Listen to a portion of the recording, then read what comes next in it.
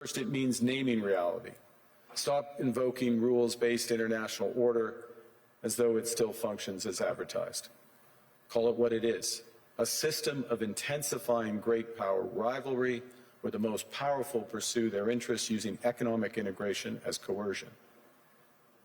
It means acting consistently, applying the same standards to allies and rivals. Canada's Prime Minister saying what much of the global South and developing world has been saying for decades, that the so-called international rules-based order established by Washington and its allies post-1945 has often been applied selectively and cynically. The backdrop was the crisis over U.S. claims to Greenland, a NATO territory through its union with the Kingdom of Denmark. Europe showed a previously largely absent defiance against its historical protector, threatening Washington with reciprocal tariffs. Europe has very strong tools now, and we have to use them when we are not respected, and when the rules of the game are not respected, by the way. The anti-coercion mechanism is a powerful instrument, and we should not hesitate to deploy it in today's tough environment. We must also advance the principle of European preference. There is a North American preference in your market. There is no European preference today. We are progressively creating it, and in the latest documents and decisions taken by the decisions, we do have the first examples of that, but this is extremely good.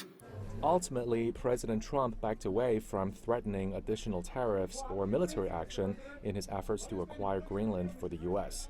But his rhetoric against America's traditional allies was insulting to many who have backed the U.S. for decades, diplomatically, economically, and militarily. NATO has treated the United States of America very unfairly. We never asked for anything. We never got anything.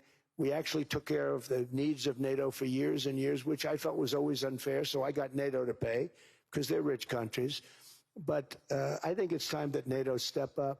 What the effect of this week's events at Davos will be globally remains unclear, but the clash came just after Canada's Prime Minister returned from China, renewing economic cooperation that had been largely frozen for years. Europe has just concluded a huge trade deal with Latin America after decades of negotiations. The British Prime Minister is reportedly set to travel to Beijing next week. Meanwhile, the crisis over Greenland within the Western Alliance is far from over. The U.S. president still aims to extend U.S. sovereignty over parts, if not all of the world's largest island.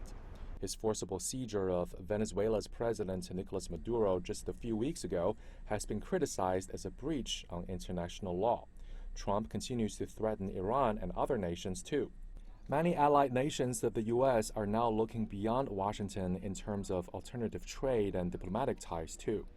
NATO has been the longest military alliance in modern history, but as with all alliances, it was based on trust. And this week, the lack of trust was public in a way never seen before. Victor Ning, CGTN.